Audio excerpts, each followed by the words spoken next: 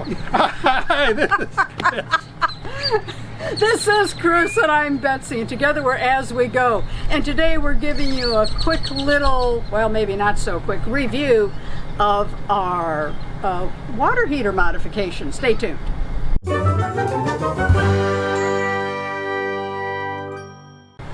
Well, you saw earlier in the video where we made our modification and installed the hydro heat into our hot water tank. We thought we'd come outside. We're just using this as backdrop because, yeah, otherwise I'd have to clean up the inside.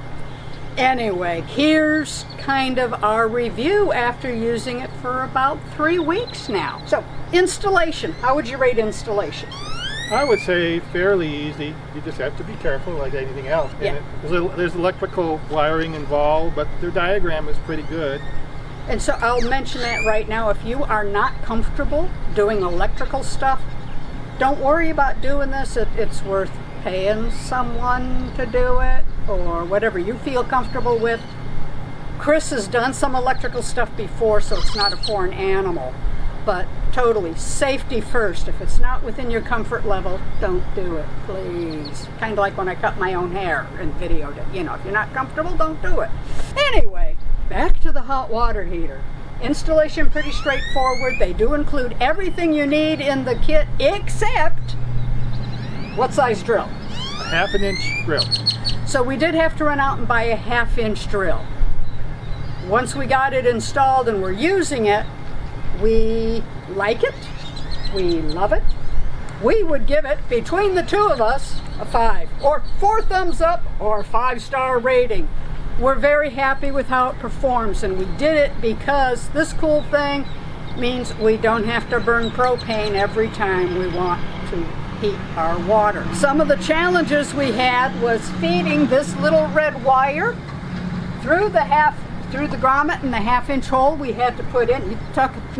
We checked umpteen times before we drilled that hole into the sidewall. Didn't want to hit the wrong thing. But as you can see, this sidewall here, that's really about all the space we had inside to feed that little wire up in order to get it wired in. We broke out our secret weapon,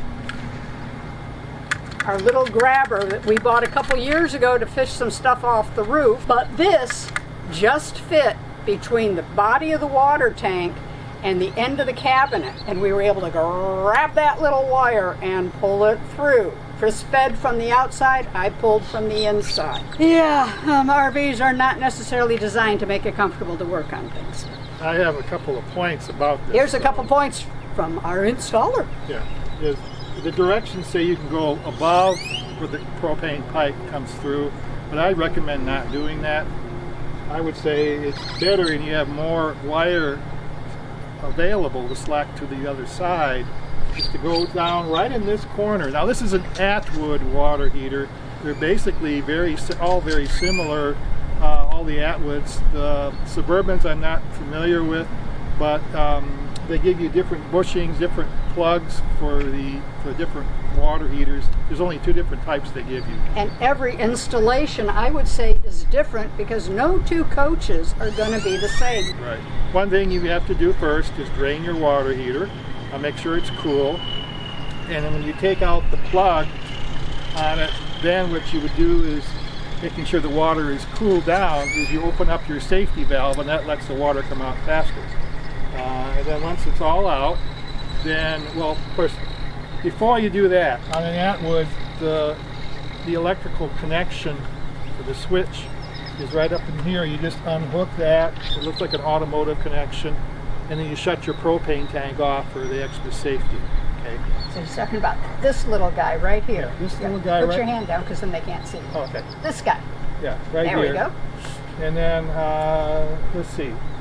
You have to be kind of comfortable using Teflon tape. Anyway, but then when the wires come through, the grommet that they give you, see, how are you going to get the grommet on the wires? Well, you have to feed the terminals through the hole first, which makes sense. The grommet has a cut on it, so you just put it on to the 2 red wires, and then you press the grommet into the 1/2 inch hole, and it fits perfectly. Okay, so then you have to deal with probably different challenges for different trailers and motorhomes as to what is on the other side, because these water heaters can be located anywhere on a coach or motor. I've seen them in all different corners of the motorhome.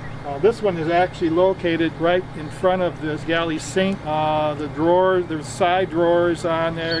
We have to pull all those drawers out, or some of the drawers out, to expose the area, because you're going to be doing some wiring in there. Where our silverware drawer and our little 4 drawers are in the cabinet are like right here, and then the access pan and no, it is right here, because the access panel for the bypass valve is behind all those drawers. So we pulled those drawers out, opened up underneath the sink, went from there. Some of you might be lucky and just have a simple access panel. Yeah, no, we had to almost take. They give you plenty of power cord. This is plugged in with a 3-prong cord. They give you about maybe a third of that. They give you another power cord for your switch. Suggest being able to locate where the switch is going to go first. What we did was there is a ground fault connected outlet right directly out in the galley area below the countertop. And you'll see some of those pictures, and you saw those pictures in the earlier section of the video. Basically, it boils down to straightforward installation, but really review the instructions and really plan out where you're going to put the switch, where you're going to plug in for power. I mean, obviously, you have no choice where this part's going to go. But inside the coach, you'll have to finagle around what your unique situation is, right? Yeah. But overall, well, there is one thing we wish was better, right? Oh, the switch? No, well, the switch. We wish, so 2 things we wish was better. I wish I could put the switch right into the front panel. You can see the light and tell where it's on, but this time the switch is actually inside the door, and you open the door up. So what we have the habit of doing is when we're running the water heater, I leave the door cracked open, and that's a reminder to us that the water heater is on. Right. It uses about 400 watts, maybe less than 400 watts.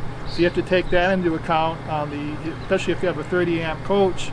Like you we don't do. Overdraw, because this is also on the same circuit as the Dometic fridge on electric. So that's another 3 amps or so for the heater on the fridge. So you have to figure all that in, and then there's the overall amp draw on the coach too. So you have to figure that in. So you have to be able to be good at juggling occasionally when you want to run your microwave, which is a real heavy user. Yeah. Tea kettle will last, but so I mean, it's the other. We have limitations because we're a 30 amp coach. You have to learn to work around those limitations. The other thing is when you use the gas, the heat will come up much faster. Yeah. When you use the electric, it comes up slower, but with a little bit of planning, really it's not that much. It gets pretty good and warm. There's a thermostat with this. Yes. And you have to cut out an area, really basically a flat surface on your water heater which you'll see in our install video. Since Betsy's one of the artists, I let her do that.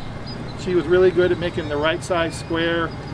This water heater was wrapped in cardboard, some insulation. Yeah. Some of them, a lot of them, the newer ones are wrapped in styrofoam. So you have to be able to cut that little slot out. And you have to be able to figure, there's usually plenty of room for the wire length they give you to do that. They do give you adequate wire length. The one wire that Chris wishes was longer, and since I don't do electrical. Yeah, the ground wire, which we fasten to the sink clip, holding the sink down. I wish that was just a little bit longer. So, anyway, like we said, it's kind of a 4 thumbs up or a 5-star rating overall. Just really take your time on the install. Once it's in, basically. And yes, in case you're wondering, it is possible to loosen the nut, pull the heating element out so you can drain and flush your tank. They did design that in, so that's our basic little reflection on the Camco. Ooh, be glad to get done with this, all these bugs. On the Camco Hydro Heat. Anyway, thanks for watching. We hope you found it helpful. If you did, please give us a thumbs up, subscribe, get notifications, and who knows, someday, as we go, maybe we'll see you on the road. Safe travels to you. Oh, and we have more tips and those kind of videos over here, too. Check them out.